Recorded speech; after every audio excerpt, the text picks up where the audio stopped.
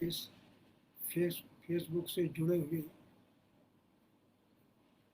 सभी मित्रों,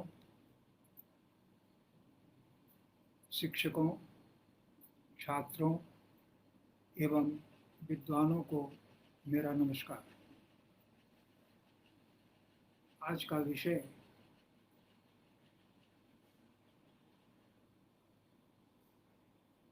आत्म विकास की अवधारणा अद्वैत वेदांत के संदर्भ में है। इस विषय इस शीर्षक का दो अंश हैं।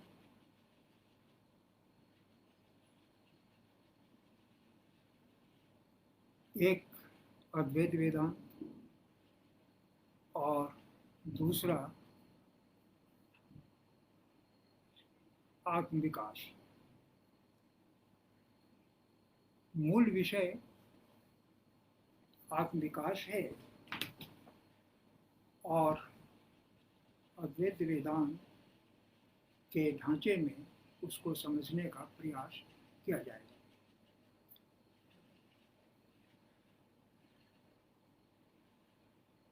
अद्वैत वेदांत भारतीय दर्शन का सर्वोच्च संप्रदाय माना जाता है,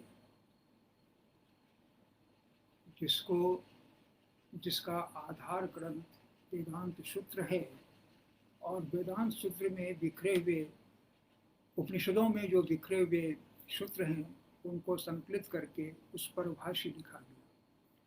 इसलिए अद्वैत वेदांत का मूल आधार भी उपनिषद है।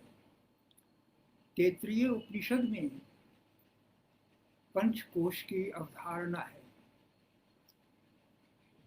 जिसमें निम्नतम स्तर पर अन्नमय कोश, उसके बाद प्राणमय कोश, उसके बाद मनोमय कोश, फिर विज्ञानमय कोश और अंत में आनंदमय कोश की चर्चा की गई है।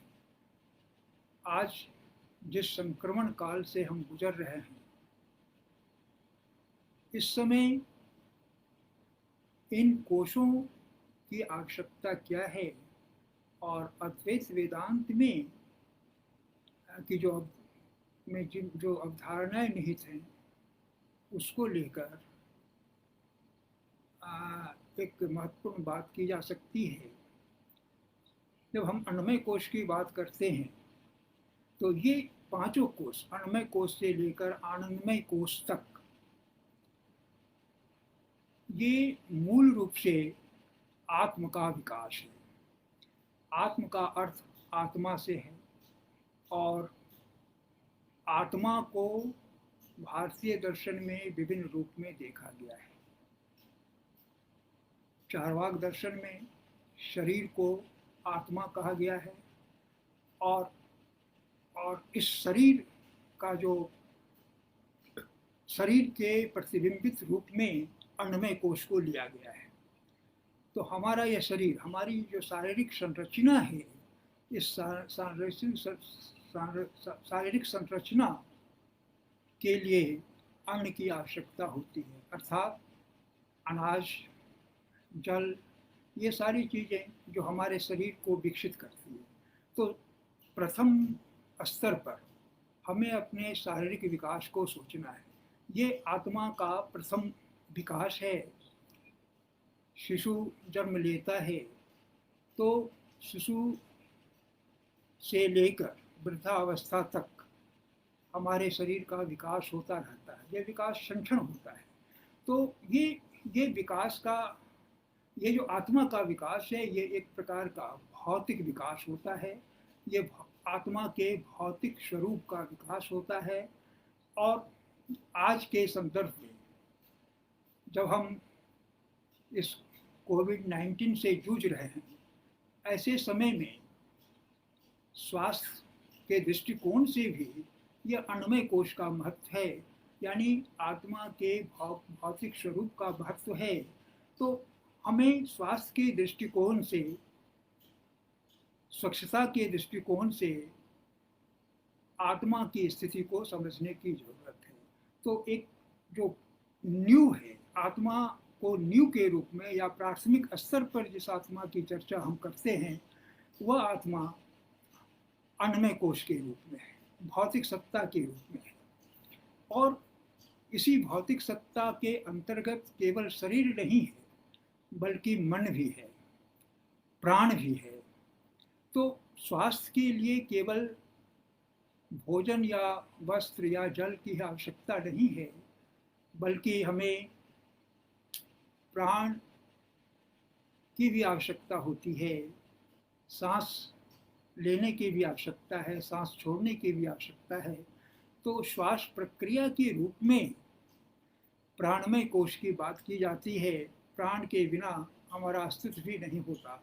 तो इसलिए आत्मा का जो दूसरा स्तर होता है वह भी भौतिक स्तर ही है, लेकिन वह शारीरिक स्तर से थोड़ा सूक्ष्म होता है और वह प्राण के स्तर पर होता है।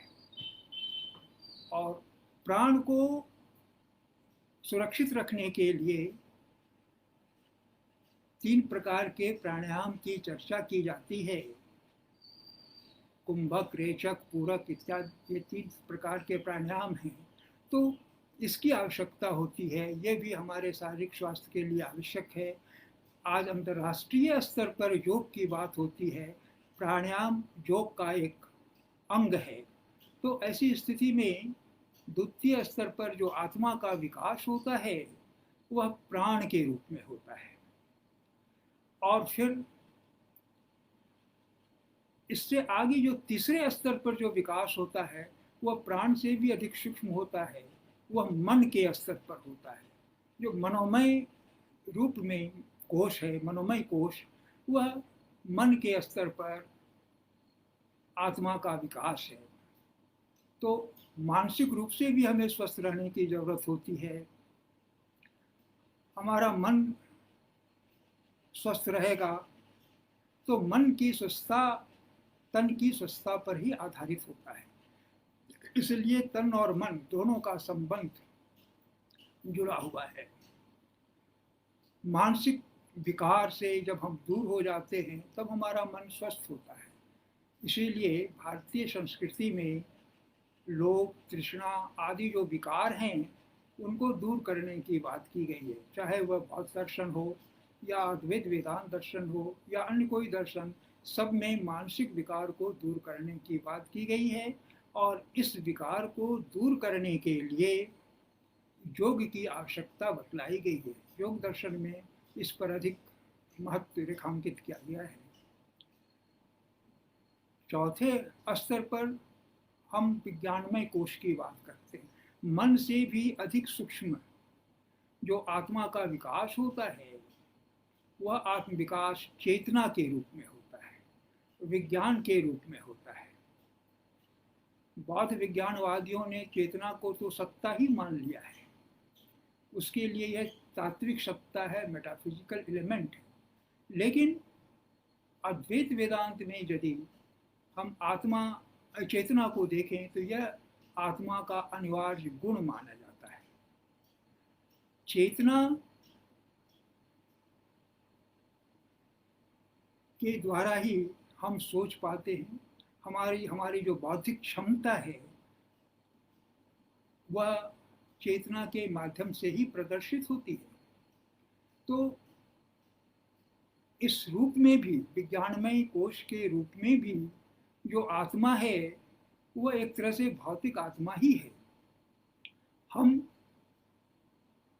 शरीर से लेकर चेतना तक जिन जो आत्मा का विकास होता है, स्थूल से सूक्ष्मतम की ओर हम जाते हैं, तो ये एक जो ढांचा है, ये एक ढांचा भौतिक स्वरूप का ढांचा है। चार्वाक ने तो चेतना को शरीर का गुण ही माना और वह बतलाता है कि चेतना की उत्पत्ति होती है। अद्वैत वेदांत कहता है कि चेतना शाश्वत होती है क्योंकि वह ब्रह्म से जुड़ा हुआ गुण है, क्योंकि ब्रह्म को ही आत्मा भी कहा गया है। तो ऐसी स्थिति में भारतीय दर्शन के अंतर्गत जो चेतना की अवधारणा है, वह अवधारणा भी आत्मा की अवधारणा से जुड़ी हुई है। और अंत में जो सूक्ष्मतम स्तर की आत्मा है, वह आनंदमय कोश के रूप में है। जब हम भौतिक शरीर से लेकर अपनी आत्मा का विकास चेतना के स्तर तक कर पाते हैं, तो उसके बाद हम पांचवें स्तर पर पहुंचते हैं, और वह एक आनंदमय कोश की के रूप में आत्मा हमारी आती है, जहां हमारी पूर्णता प्रदर्शित होती है। और यह पूर्णता ही हमारा आनंद है। इसीलिए अद्वैत वेदांत में ब्रह्म को सत्य, चित और आनंद कहा गया है। सत्य अस्तित्व है, चेत चेतना है, जिसे ज्ञान भी कहा गया है, और आनंद। तो ये तीनों गुण मिलकर ब्रह्म के की अवधारणा बनती है। और ब्रह्म को आत्मा से भी तादात्म्य किया गया है। आप जानते हैं कि अद्वैत वेदांत के लिए 4 सूत्र महत्वपूर्ण हैं। अहम ब्रह्मास्मि, तत्त्वमसि, सर्वम खलु इदं ब्रह्म, और प्रज्ञानाम आत्मानाम। अर्थात अर्थात ज्ञान ही आत्मा है, या आत्मा ही ज्ञान है। इस रूप में आत्मा को ज्ञान माना गया। सर्वम खलु इदम, ये समस्त संसार ही ब्रह्म है, ब्रह्म के अतिरिक्त कुछ भी नहीं है। तत्त्वमसि के माध्यम से यही भाव किया गया है कि वह तुम हो। और अहम ब्रह्मास्मि, मैं ब्रह्म हूं। ये 4 सूत्र हैं। इन्हीं 4 सूत्रों के माध्यम से अद्वैत वेदांत में जगत की व्याख्या की गई, आत्मा की व्याख्या की गई, ब्रह्म की व्याख्या की गई, और अन्य सत्ताओं की व्याख्या की गई। इसके लिए कुछ जो टेक्निकल वर्ड्स हैं, उनका प्रयोग किया गया है, जैसे अध्यास, माया, विवर्त इत्यादि।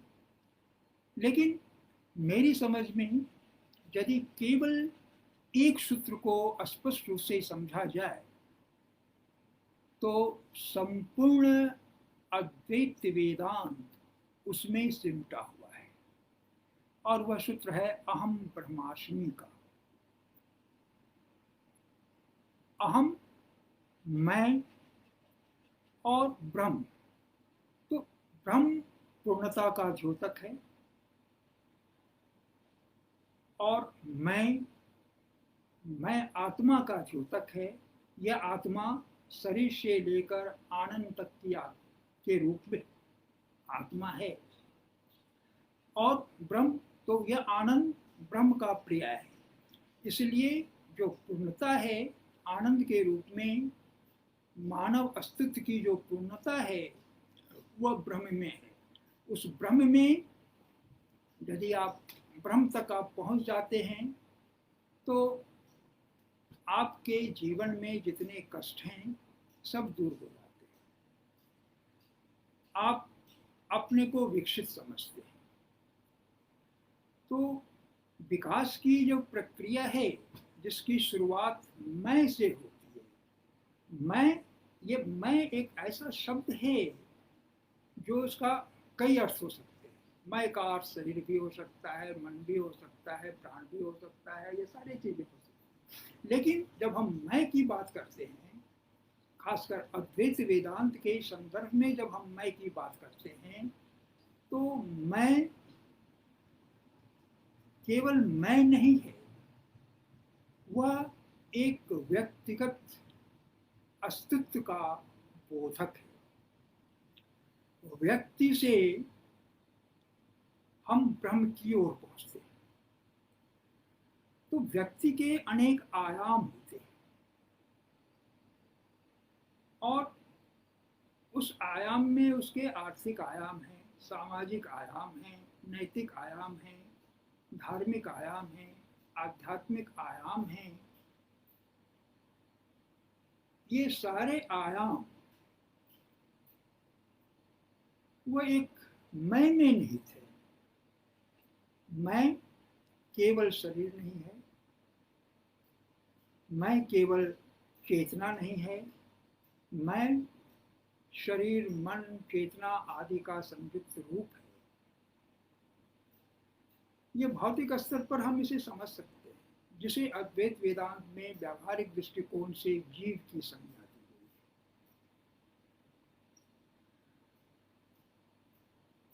है। जीव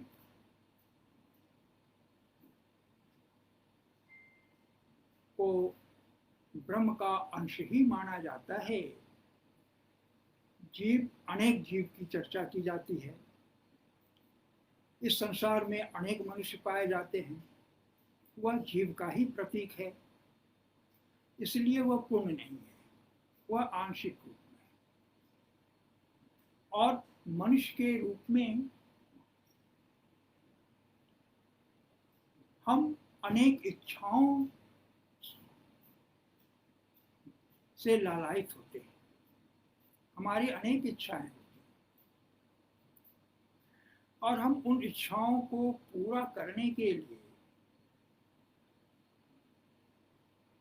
कर्म करते हैं।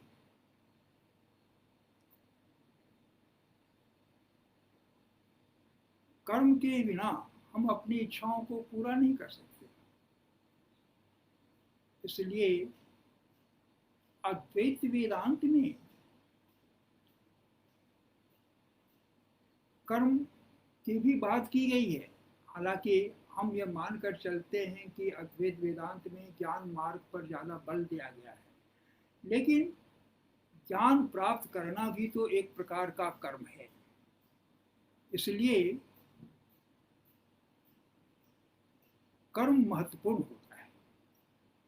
यदि हमें अपनी आत्मा का विकास या अपने व्यक्तित्व का विकास करना है, मैं आत्म विकास को व्यक्तित्व विकास के रूप में ही देखना चाहता हूँ।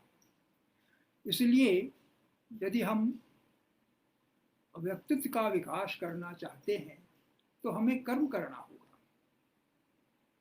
कर्म ही आधार है जीवन का। हम जिन इच्छाओं को पूरा करना चाहते हैं, वे इच्छाएं कर्म के बिना पूरा नहीं हो सकती। इसलिए कर्म, और भारतीय संस्कृति में कर्म पर बल दिया गया है। गीता में तो, गीता को तो तिलक ने कर्म शास्त्र ही कहा, जहाँ कर्म के 3 प्रकार के कर्मों की चर्चा की गई, अकर्म, विकर्म और कर्म। फिर कर्म के 2 प्रकार बताए गए, सकाम और निष्काम, और अंततः बताया गया कि निष्काम कर्म ही मनुष्य को करना चाहिए, क्योंकि वही सर्वोच्च कर्म है। तो हमें, ठीक है, हमारे पास इच्छाएं हैं और हम इच्छाओं को पूरा करना चाहते हैं, इसलिए हमें कर्म करना चाहिए, लेकिन हमारा कर्तव्य केवल कर्म करना है। इस बात को कहीं ना कहीं अद्वैत वेदांत में किसी न किसी रूप में भी दर्शाया गया है। मैं वह है जो कर्म करता है। मैं केवल ज्ञान प्राप्त करने वाला नहीं है, मैं कर्म करने वाला भी होता है। तो मैं, जो हमारा व्यक्तित्व है, ये व्यक्तित्व हमारे कर्मों से बनता है। एक विद्यार्थी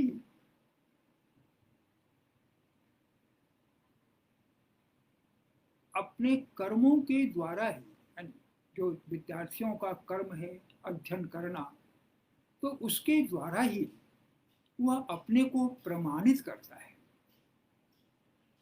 और उसी अध्ययन के माध्यम से वह अपने व्यक्तित्व का विकास करता है।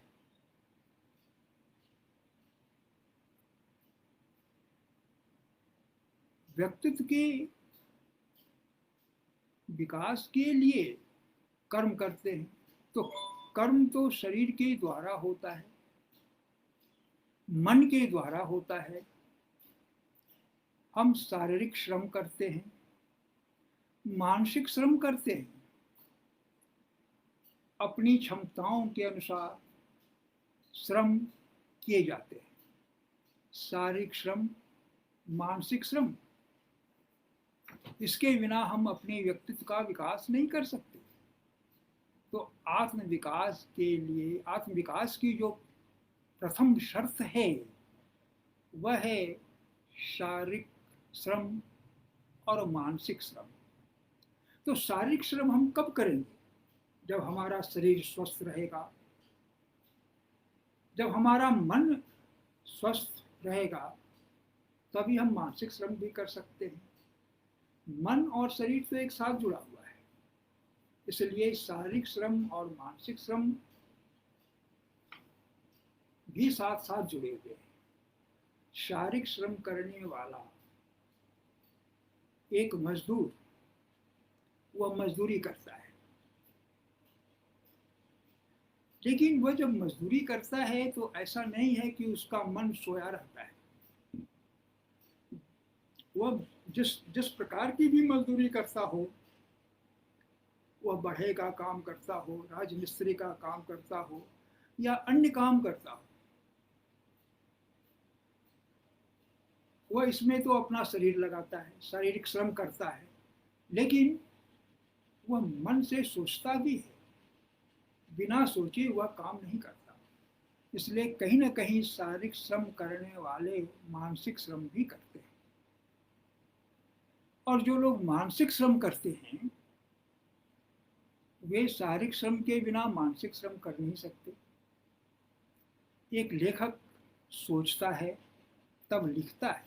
लिखने की जो क्रिया है वो तो शारीरिक क्रिया है, सोचने की क्रिया मानसिक क्रिया है। तो शरीर और मन तो साथ साथ जुड़ा हुआ है।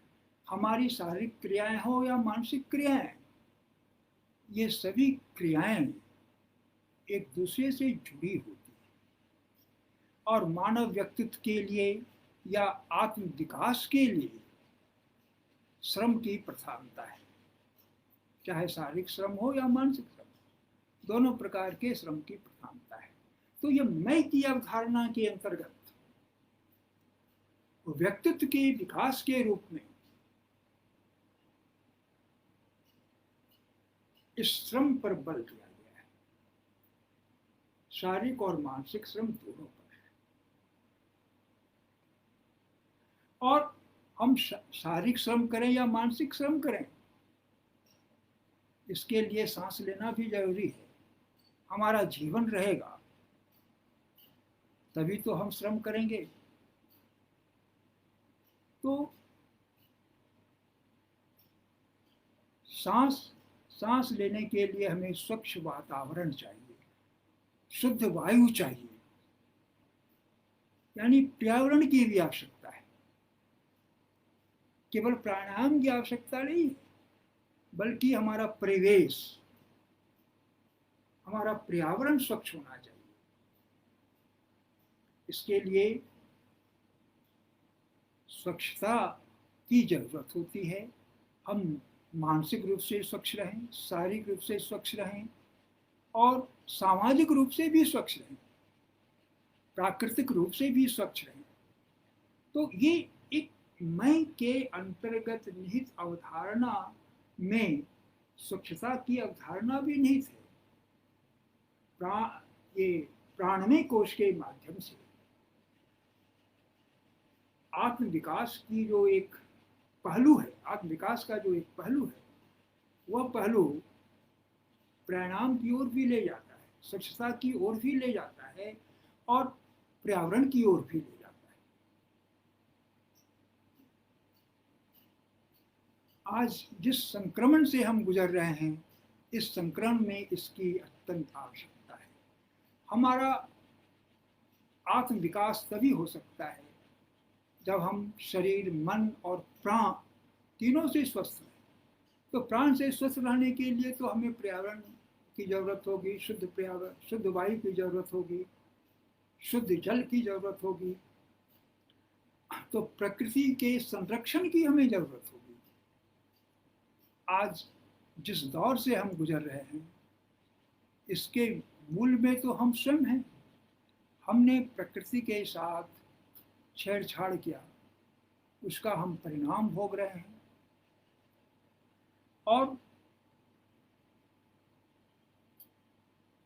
तो हमें अब भी समझना होगा, सुधरना होगा कि हम प्रकृति को बचा कर रखें। जल स्तर कमता जा रहा है, हमें उस जल स्तर को बचा कर रखना है। उसके बिना तो हमारा व्यक्तित्व का विकास हो ही नहीं सकता है, हमारा आत्म विकास हो ही नहीं सकता है। आत्म विकास के लिए केवल आर्थिक विकास की आवश्यकता नहीं होती। अर्थ तो हमारे जीवन का अभिन्न अंग है, अर्थ के बिना तो कुछ होता नहीं। लेकिन केवल अर्थ ही आवश्यक नहीं है। भारतीय संस्कृति में जिन 4 पुरुषार्थों की चर्चा की गई है, उसमें एक अर्थ है।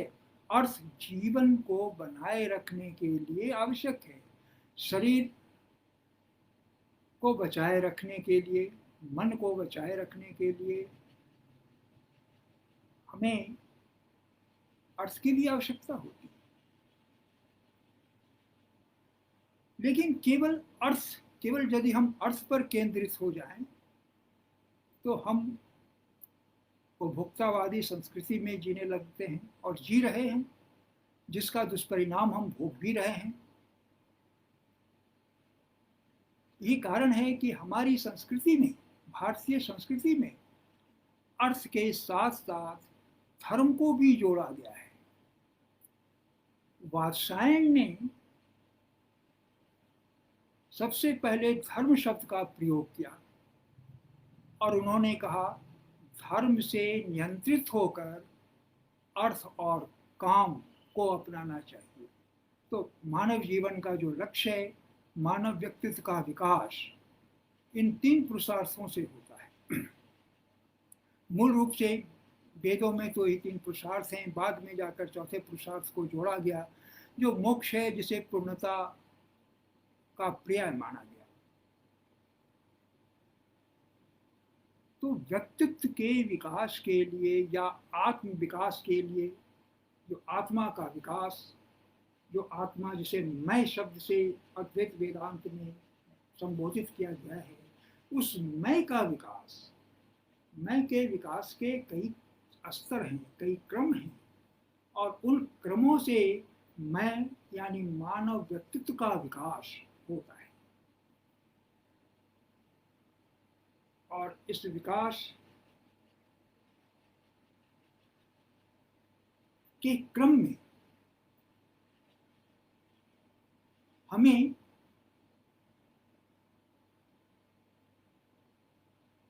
जिस पूर्णता की ओर जाना है, मानव व्यक्तित्व पूर्ण होना चाहता है, ये उसका उद्देश्य होता है, ये उसका लक्ष्य होता है। और पूर्णता के रूप में मोक्ष को माना गया है, मुक्ति। जब हम मोक्ष की बात करते हैं, मोक्ष की चर्चा करते हैं, तो 2 तरह के अर्थ अभिहित होते हैं। एक तो जीवन का अंत, यह मुक्ति है। दूसरा दुखों का अंत और आनंद की प्राप्ति, यह मुक्ति है। वास्तव में मुक्ति जीवन का अंत नहीं है। यदि ऐसा होता तो बुद्ध को तो मुक्ति मिली थी निर्वाण के रूप में, और उसके बाद भी वे कई वर्षों तक, लगभग 35 वर्षों तक उपदेश देते रहे, कर्म करते रहे, अनासक्त कर्म करते रहे।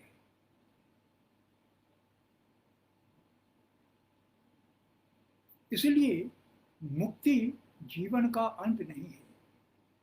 मुक्ति तो इसी जीवन में प्राप्त करनी है, और वह मानव व्यक्तित्व के पूर्ण विकास के रूप में होता है। मानव व्यक्तित्व का पूर्ण विकास यदि अद्वैत वेदांत के संदर्भ में देखें, तो अपने आप को पाना है। प्राप्तस्य प्राप्ति, जो हमारा पाया हुआ है उसे फिर से पा लेना, यही तो मुक्ति है, यही हमारी पूर्णता है। और ये मानव व्यक्तित्व के उच्चतम स्तर पर हम पहुंचते हैं जहां आनंद की हमें प्राप्ति होती है। मैं क्या है? मैं तो ब्रह्म ही है, यही आनंद है। ब्रह्म यानी पूर्णता। हम पूर्ण हैं, हम आरंभ से ही पूर्ण हैं, ये अद्वैत वेदांत मानता है। मनुष्य पूर्ण है, लेकिन वह अपनी पूर्णता को पहचान नहीं पाता। क्यों नहीं पहचान पाता है? इसलिए कि यदि अद्वैत वेदांत के शब्दों में कहें तो वह अज्ञानी है। और अज्ञानी इसलिए है कि वह माया के वशीभूत है। माया ने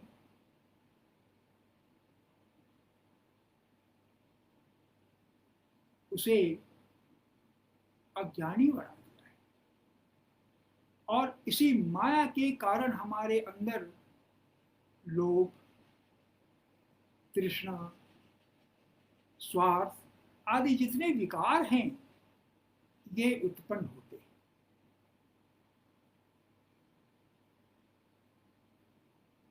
माया, कबीरदास ने तो माया को ठगनी कहा है।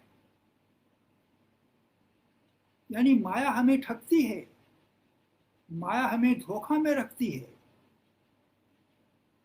हमें उस धोखा से बाहर निकलना होगा, यानी ज्ञान को प्राप्त करना होगा। अद्वैत वेदांत इस ज्ञान मार्ग पर बल देता है। कर्म के साथ साथ ज्ञान की भी आवश्यकता होती है। कर्म हम कब करेंगे? जब हमें यह पता होगा कि हमें क्या करना चाहिए और कौन सा कर्म करने से हमारा जीवन आनंदमय होगा। तो हमें ज्ञान तो होना ही चाहिए। ज्ञान के बिना हम कर्म भी नहीं कर सकते। यदि हम अज्ञानी हैं तो हम ऐसा कर्म करेंगे जिससे बुरा प्रभाव पड़ेगा, हमें हानि होगी, समाज को हानि होगी। तो ऐसी स्थिति में हमें यह जानना होगा कि हमें कौन सा कर्म करना चाहिए जिस कर्म से न केवल हमारे व्यक्तित्व का विकास हो, मनुष्य के व्यक्तित्व का विकास हो, बल्कि समाज का भी विकास हो। मनुष्य समाज का विकास तो मनुष्य के विकास के साथ जुड़ा हुआ है। मानवीय अस्तित्व जब विकसित होता है तो समाज भी विकसित होता है, चाहे वह आर्थिक दृष्टिकोण से हो या अन्य दृष्टिकोण से हो। समाज के विकास का उत्तरदायी भी मनुष्य के व्यक्तित्व पर ही निर्भर करता है। मानव व्यक्तित्व का विकास समाज के विकास का द्योतक है। तो इसके लिए हमें जानना होगा कि हमें क्या करना चाहिए, हमारे लिए कौन सा शुभ कर्म है और कौन सा अशुभ कर्म है। हमें अशुभ कर्म को छोड़ देना चाहिए, शुभ कर्म को करना चाहिए। आज हम जिस दौर से गुजर रहे हैं, जिस संक्रमण काल से गुजर रहे हैं, उस संक्रमण काल का उत्तरदायी तो हम खुद हैं, क्योंकि हमने शुभ कर्म नहीं किया, अशुभ कर्म करते रहे, प्रकृति के साथ छेड़छाड़ करते रहे, अपने स्वार्थ के लिए आर्थिक उदारीकरण और शोषण की ओर बढ़ते रहे, जिसके कारण समाज में खाइयां भी पैदा हुई। तो हमें इन सब से दूर होकर हमें ये सोचना होगा, जानना होगा कि हमारे लिए शुभ कर्म क्या है, हम किस कर्म को करें, कैसे कर्म को हम करें जिससे हमारा व्यक्तित्व, हमारा जो आत्मा, हम जो आत्मा के रूप में हैं वह विकसित हों। और ये जैसे ही हमारी आत्मा विकसित होगी, हमारा समाज भी विकसित होगा। यदि हम ब्रह्म को समाज के प्रतीक रूप में ले लें ब्रह्म को, तो हम यह मानकर चलें कि वह समाज ही हमारी पूर्णता होगी। तो ऐसी स्थिति में मैं से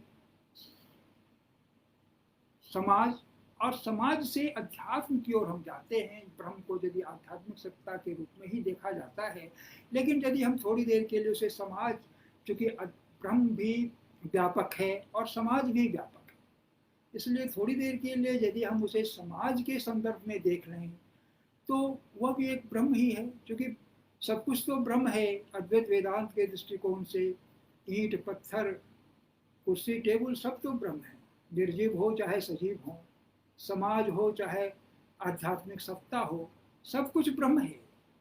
तो एक ब्रह्म के रूप में यदि हम समाज को निरूपित करके यह सोचने की एक बिल्कुल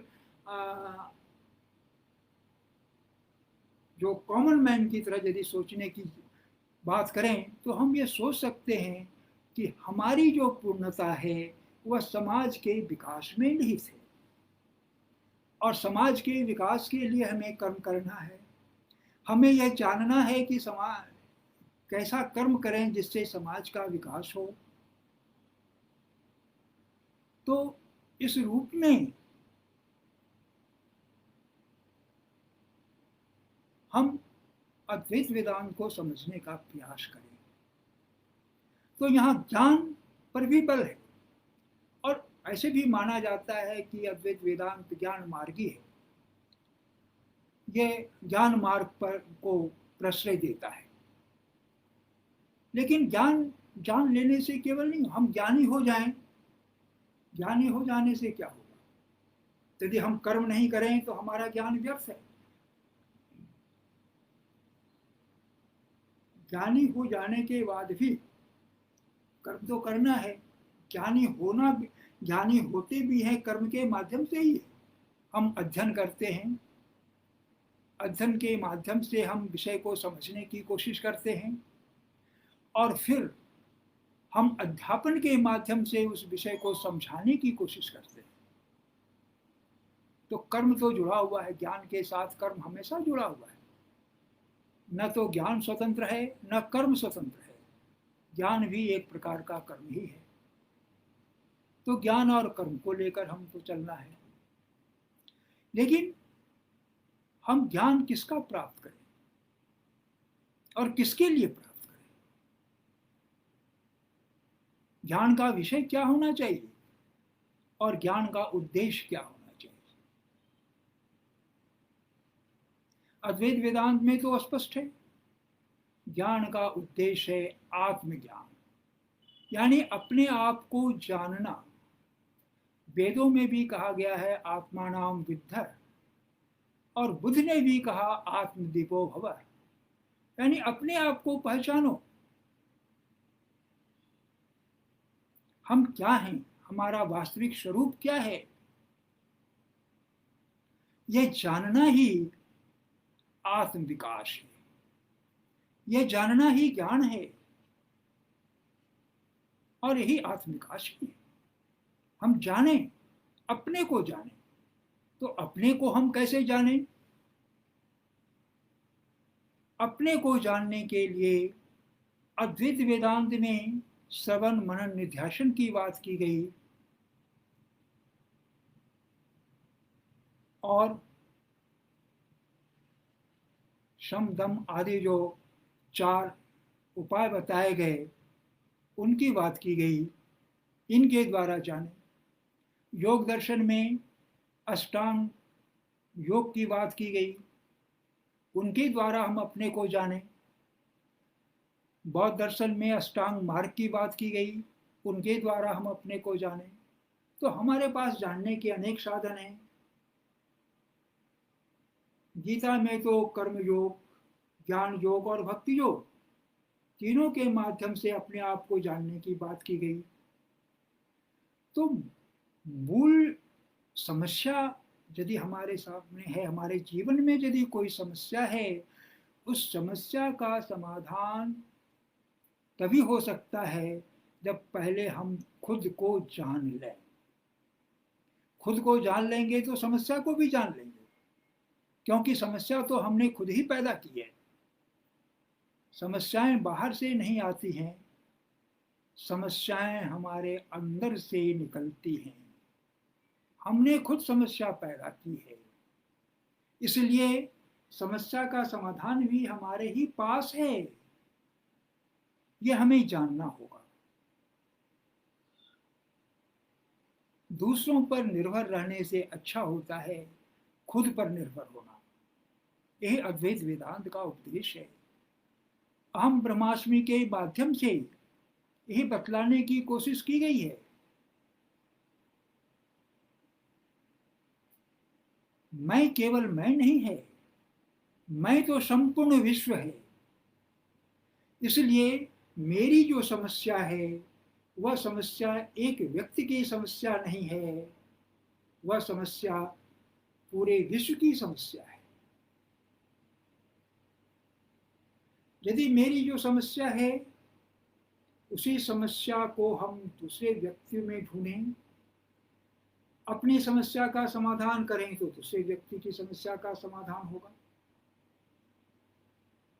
तो वह तो हमारे पास है। और जब हम अपनी समस्या का समाधान करते हैं तो हमारे व्यक्तित्व का विकास भी होता है।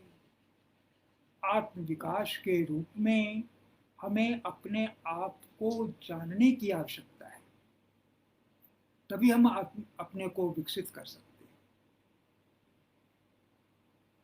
तो विकास की जो प्रक्रिया है अद्वैत वेदांत में हम उसे तद्विमांसीय रूप में समझने की कोशिश करते हैं, आध्यात्मिक रूप में समझने की कोशिश करते हैं। लेकिन मैंने उसे बिल्कुल आम बोलचाल की भाषा में समझने की कोशिश की है। आम आदमी की तरह मैंने समझने की कोशिश की है। एक साधारण व्यक्ति किस तरह से अद्वैत वेदांत को समझ सकता है उस रूप में मैंने समझने की कोशिश की है। और आनंद जो ब्रह्म है, जो पूर्ण रूप से आध्यात्मिकता की ओर ले जाता है, यह आध्यात्मिकता संसार से बाहर जाने की नहीं है। कुछ लोग आरोप लगाते हैं कि अद्वैत वेदांत संन्यासवाद की ओर ले जाता है। वास्तव में यह संन्यासवाद की ओर नहीं ले जाता है। यह तो हमें अपनी पूर्णता की ओर ले जाता है। तो अपनी पूर्णता की ओर ले जाता है। हमारी पूर्णता क्या है? आध्यात्मिक सत्ता, तात्विक सत्ता। हमारी पूर्णता मुझ में ही नहीं है, मैं ही पूर्ण है और मैं ही पूर्ण रहेगा।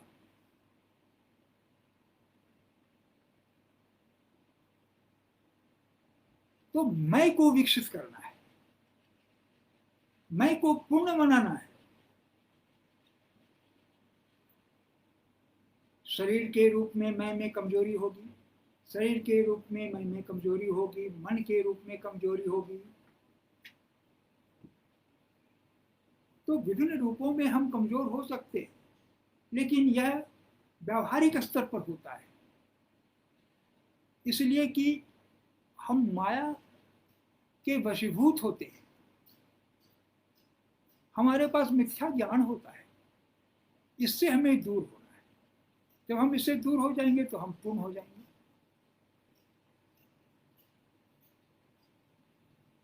हमारी पूर्णता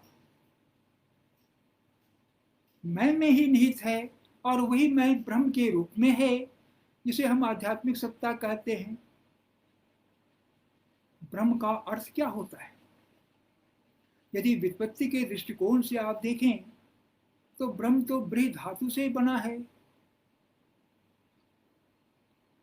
ब्री का अर्थ होता है बढ़ना, विकसित होना। तो मैं बढ़ते बढ़ते जब पूर्ण विकसित हो जाता है तो वो ब्रह्म बढ़ जाता है। यानी हमारा जो शरीर है, यह शरीर जो भौतिक सत्ता है,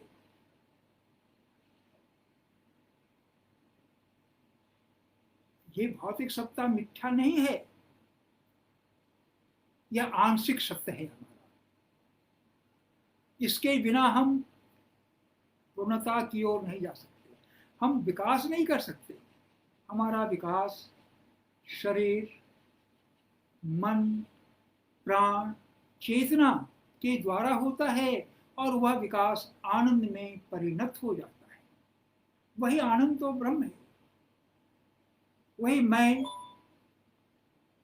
का विस्तार होता है।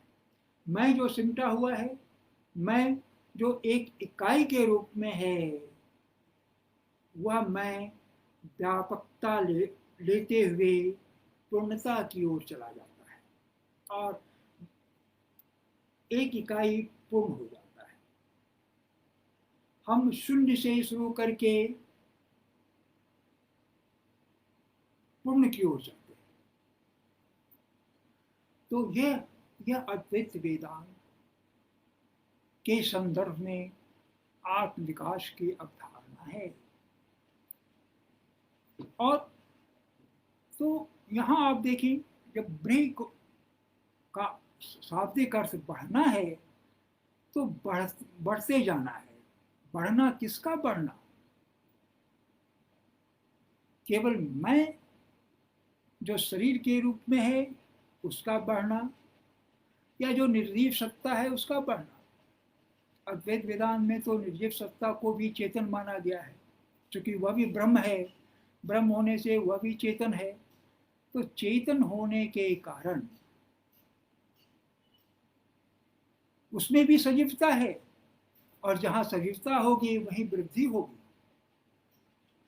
इसलिए भौतिक सत्ता से लेकर आध्यात्मिक सत्ता तक का जो विकास है वही विकास आत्म विकास है। इस विकास को आप सामाजिक दृष्टिकोण से देख सकते हैं, नैतिक दृष्टिकोण से देख सकते हैं, धार्मिक और आध्यात्मिक दृष्टिकोण से देख सकते हैं,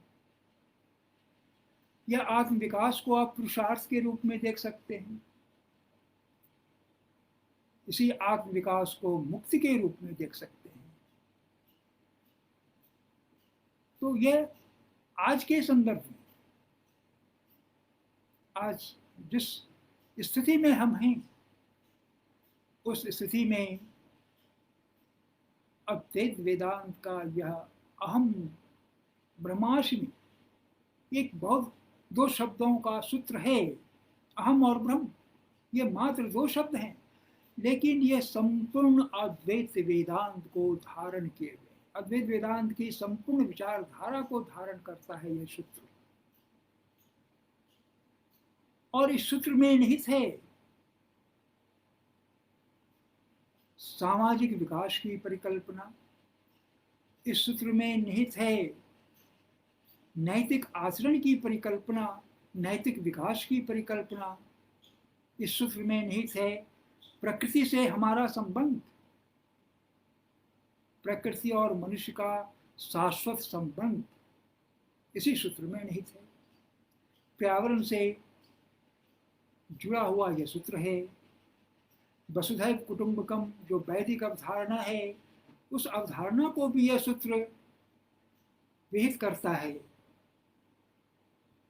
आत्म विकास उस अवधारणा की ओर हमें ले जाता है।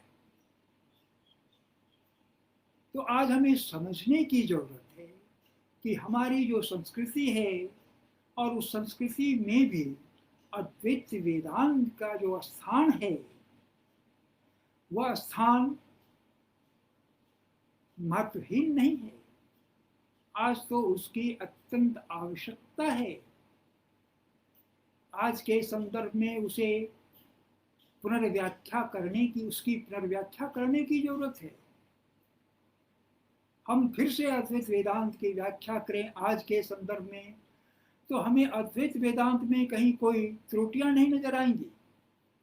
माया की अवधारणा भी यह दिखलाने के लिए लाई गई है कि वास्तव में मनुष्य अपने को समझने का प्रयास करें। माया हमें दिखलाती है कि हमारे अंदर क्या कमजोरी है, हम उस कमजोरी को समझने की कोशिश करें और उस कमजोरी को दूर करें। जैसे ही हमारी कमजोरियां दूर होती हैं, माया अपने आप हट जाएंगी। हमारी जो कमजोरियां हैं वही तो हमारी माया है। हम अपनी कमजोरियों के कारण ही तो स्वार्थी हो जाते हैं। हम अपनी कमजोरियों के कारण ही हिंसा करते हैं, झूठ बोलते हैं, चोरी करते हैं या अन्य अशुभ कार्य करते हैं। ये सब तो माया करवाती है। इसीलिए उपनिषदों से लेकर गांधी विचारधारा तक अहिंसा, सत्य, अस्तेय, अपरिग्रह और ब्रह्मचर्य पर बल दिया गया। हम यदि इन 5 महाव्रतों को अपना लेते हैं तो निश्चित रूप से माया तो अपने आप हट जाएगी। हमारे हमारी आंतरिक शुद्धता हो जाएगी, हमारी शारीरिक शुद्धता हो जाएगी।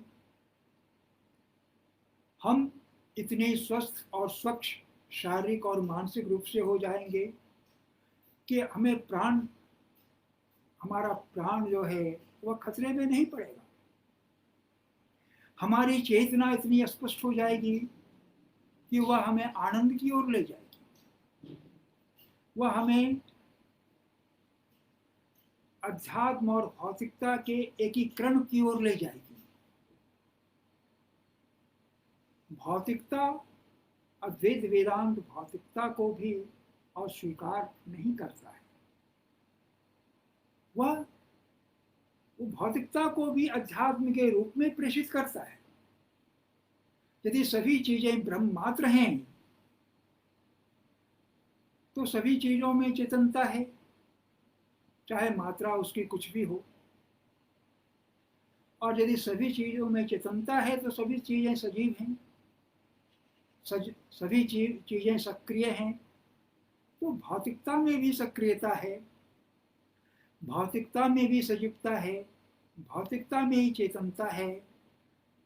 भले ही वह आंशिक चेतन हो, उसी आंशिक चेतन को पूर्ण बनाने के लिए हमें ब्रह्म की ओर या मुक्ति की ओर जाना पड़ता है। और हम पूर्ण चेतन, वही भौतिक सत्ता पूर्ण चेतन के रूप में जब होता है तो हमारी आत्मा का पूर्ण विकास होता है। तो यह आत्म विकास कई चरणों में होता है। यह मैं ही आत्मा है, मैं का ही विकास आत्म विकास है। और मैं भौतिक शरीर के रूप में है, प्राण के रूप में है, मन के रूप में है, चेतना के रूप में है और आनंद के रूप में। तो मैं का विकास यानी अपने आप को जानना, अपने आप को समृद्ध कर लेना, अपने अंदर की सारी कलुषित भावनाओं को दूर कर देना, यही तो आत्म विकास है। और इसी आत्म विकास की आज जरूरत है। और उसे यदि अद्वैत वेदांत के संदर्भ में हम समझें तो और भी स्पष्ट रूप से हमें यह ज्ञात होगा कि हमें वास्तविक रूप में क्या करना चाहिए। आज जो संकट है उस संकट को हम कैसे दूर कर सकते हैं। एक इकाई व्यापक होकर समाज के रूप में और पूरे विश्व के रूप में जब प्रकट हो जाती है तभी सारी समस्याओं का समाधान होता है। हमारी समस्याएं केवल मेरी नहीं है, हमारी समस्याएं केवल आपकी नहीं है, हमारी समस्याएं समस्त विश्व की समस्याएं हैं। और समस्त विश्व की समस्याओं का समाधान तभी होगा जब हम कर्म, ज्ञान और भक्ति तीनों को साथ लेकर चलें। भक्ति का अर्थ केवल आराधना, पूजा या ईश्वर में लीन हो जाना नहीं है। भक्ति का अर्थ है कर्म में आस्था रखना, ज्ञान में आस्था रखना। तभी आप कर्म और ज्ञान से परिपूर्ण होंगे। यही तो भक्ति है। एक विद्यार्थी का जो कर्म है अध्ययन, यदि वह अपने अध्ययन के प्रति आस्थावान है तो ये उसकी भक्ति है। एक शिक्षक का कर्म शिक्षण देना है, यदि वह अपने शिक्षण के प्रति आस्थावान है तो यह उसकी भक्ति है। तो आज के संदर्भ में हमें इसी रूप में भक्ति को, कर्म को, ज्ञान को समझना होगा और संपूर्ण अद्वैत वेदांत को भी इसी रूप में समझना होगा। और यदि हम इस रूप में समझते हैं तो निश्चित रूप से हमारा जो संकट है वह संकट टल सकता है। हम इन्हीं शब्दों के साथ अपनी आवाज को विराम देना चाहते हैं। धन्यवाद।